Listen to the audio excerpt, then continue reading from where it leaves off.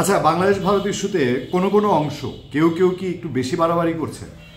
যাবো সেই প্রসঙ্গে। তার আগে আপনাদেরকে কথায় কথায় বলি, ধরেন গত 16-17 বছর আওয়ামী লীগ সরকারের সঙ্গে ভারতের গলায় গলায় সম্পর্ক ছিল, অনেক কিছুই সেদ্ধ হয়ে অনেক কিছুই মানে হচ্ছে শেখ হাসিনা নিজেই বলেছেন যে ভারতকে আমরা যা দিয়েছি উজাড় করে দিয়েছি, ভারত এটা সারা জীবনে এই ঋণ শোধ করতে পারবে না। সেই ঋণ শোধের সামান্য অংশ হিসাবে শেখ হাসিনাকে হয়তো ভারতে রেখে বা শেখ হাসিনার জীবনটা রক্ষা করে ভারত চেষ্টা করছে ঋণ শোধের। এই সময়টা আমি বাদ দিলাম।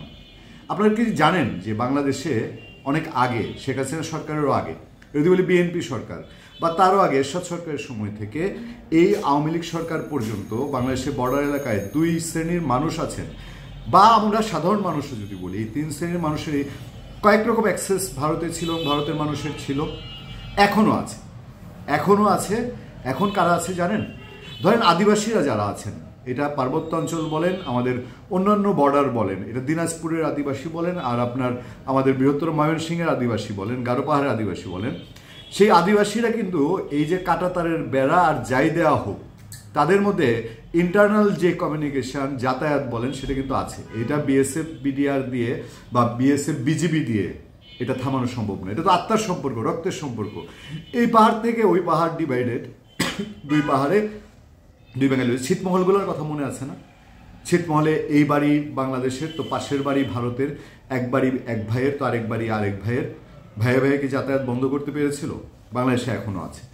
এখনও ভারত অংশেরই অনেক পাহাড়ি অঞ্চল আছে যারা 100 মাইল পাহাড় পার হলে পরে তারা বাজার পায়, তারা অন্যান্য জিনিস পায়, তারা বাংলাদেশে আসে, বাংলাদেশের মানুষের সেই মানবিকতা আছে, তাদেরকে সেই স্থানটুকু দেয়, তাদের বাজার সদাই, মাছ, ধান, চাল, নিত্য প্রয়োজনীয় জিনিসের জন্য বাংলাদেশের উপর নির্ভরশীল, এবং এটা বাংলাদেশের বিজিবি আটকায় না। এটা আইন বিরুদ্ধ না, এটা মানবিকতা, এটাই হচ্ছে সম্প্রীতি। আরেকটা অংশ আছে, আরেকটা অংশ হচ্ছে 2 নম্বরই অংশ। দেখেন, এই যে বর্ডারে এত উত্তেজনা, বিজিবি বলেন আর বিএসএফ বলেন, আপনার ওই প্রণাম যদি দেয়, কোন প্রণাম বুঝুন তো? এই প্রণাম দিলে বিএসএফ এর রাইফেল তখন নিজের দিকে, অন্যদিকে ঘুরে যায়, তখন ওই 2 নম্বরই লোকদের দিকে ঘুরে না। গরু বলেন, গাজা বলেন, এই বলেন, সেই বলেন, চিনি বলেন, চিনি দিয়ে তো আমাদের ছাত্রলীগ, সিলেট ছাত্রলীগ বড়লোক হয়ে গেছে, মনে আছে? এই গত বছরের ঘটনা। এখনো চিনি কি বন্ধ আছে? তো চিনি কি বিজেপির এই ইন্ডিয়ান বর্ডার গার্ড সিকিউরিটি যে বিএসএফ এর নাকের ডগা দিয়ে আসে না? তো এই শ্রেণীর জন্য বর্ডারে এইসব কাটাতার টাটাতার কিছু নাই।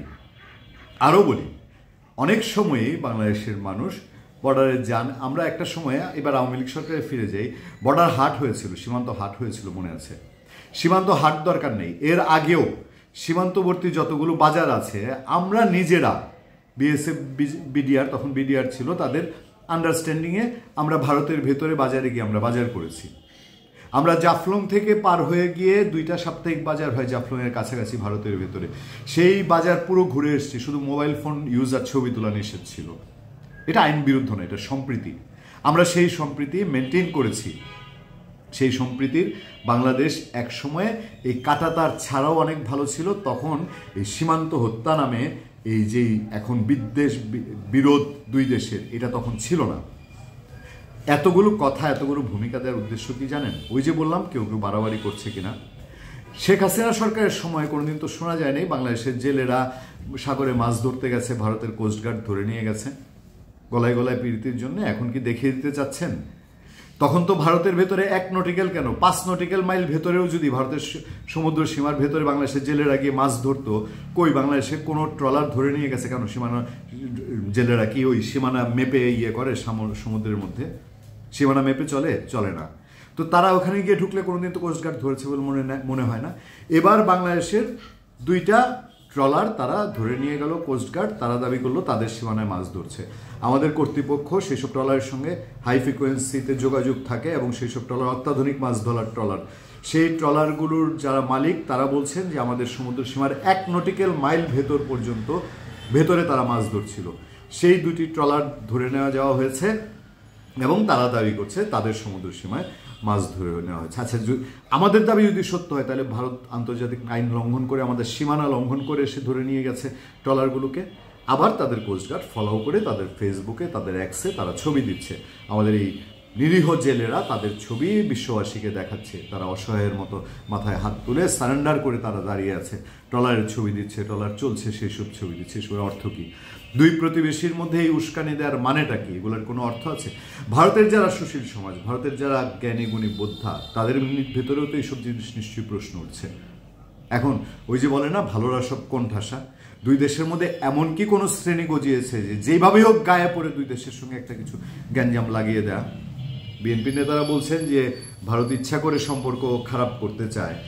আসলে ভারত কেন চাবে? ভারতের তাতে লাভটা কি?